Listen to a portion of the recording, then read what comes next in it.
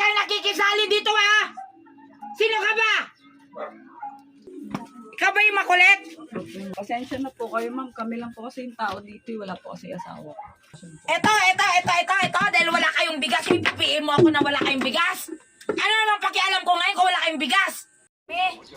Magandang hapon. Kilala mo ba si Nunalin? Opo. Saan ka katira yon? Dito po sa Ito? Nilisan Mismo? po. Nunalin! Hoy! Lumabas ka dyan! Ang ingay naman yan. Ha? Ba't ang kulit mo? Ikaw ba yung Nunalin? Opo. Ano nagulat ka? Halika, lumabas ka na dito.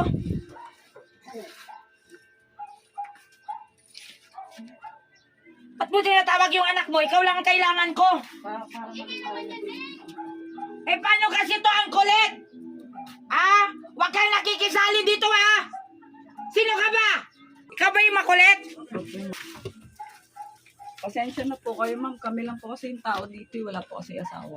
Ma'am, bakit po? Ano pong kasalanan niya, ma'am? Bakit po, parang may, Eh, ang laki ng problema. Alam mo ba napakakulit niyan? Bakit po? Ano pong kasalanan niya pong nagawa sa inyo, ma'am? Ito yata yung nambabas sa akin sa social media, eh. Hindi po, ma'am. Anong hindi? Hindi po talaga. Akala mo hindi kita makikita dito? Supporter niyo po ako. Anong supporter? Lagi po ako nakasubaybay po sa inyo. Ganyan kayo! Supporter na kayo ngayon dahil nakita na kayo, nakilala na kayo. Ako Nunalin, tigil-tigilan mo ako, ha? Pasensya na po kayo, ma'am. Kumakulit po ako. Wala po kasi trabaho. Anong wala? Anong pakialam ko kung walang trabaho sa mo? Ma'am, ano lang po yan? Mahirap lang po yan. Huwag niyo naman po ganyanin yan, ma'am. Ayan, gusto mo mahirap kayo, ayan, pagbibigyan kayo. Ano bang kinukulit mo ng PM sa akin? Nilalapit ko po sa akin yung sitwasyon po. Ito, dahil wala kayong bigas, ipipiin mo ako na wala kayong bigas. Ano naman pakialam ko ngayon kung wala kayong bigas? Pasensya na po kayo, ma'am. Ang dami-daming makulit akong kinukulit mo. Sorry po talaga. Anong sorry? Ma'am, grabe naman kayo, ma'am. Wala naman po yatang ginagawa sa inyo, ma'am. Sobra naman po kayo sa tao. Alam mo, ikaw kanina ka pa. Eh, ma'am, concern lang po kasi ako, ma'am, dyan sa sa kapitbahay namin. Grabe naman po kayo. Ano bang trabaho mo, Nunalin? Single mother. Ay, ano Ah, kita mo, pinatay mo na ang asawa mo!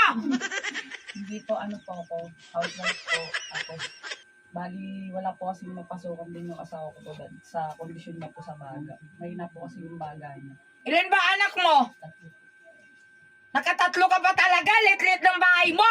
Nga po. O anong problema mo ngayon? Gusto ko po sanang makahihip ng kahit kaunting tulong po. Kahit po sa mga anak ko po.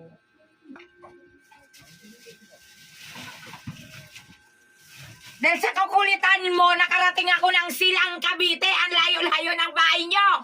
Ayan lang ga. Ay, grabe. Pinadala Anak, ma'am. Grabe. Ang dali Nadalang ko naman. ng biscuit yung mga anak mo. Ano? Para, ikaw ba yung nakita ko sa vlog kagabi? Bebe, kawawa naman. Salamat, ma'am. Salamat. Kawawa. Yung pangalan mo? Yun. Anong grade mo, anak? Anong baon mo sa school? Anong baon mo sa school? Papasok na rin po sana siya sa school. Kaya lang po, may problema po kasi may certificate niya rin. Wala po akong pera. Ibig sabihin, hindi mo ba naparehistro tong bata? Uy! Pero ito ang kailangan. Kasi kailangan niya pumasok sa school. Talaga, ibibigyan kita ng konti para pambili mo ng bigas, ha? Dali. Dito. Kapag sa mahigit, tawagin mo. Ito na po yung sa kanila. Hunda ka kaya. No?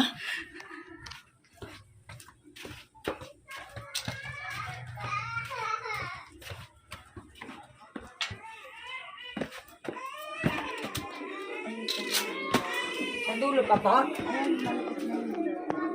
Ito? Tao po! Tao po! Kuya!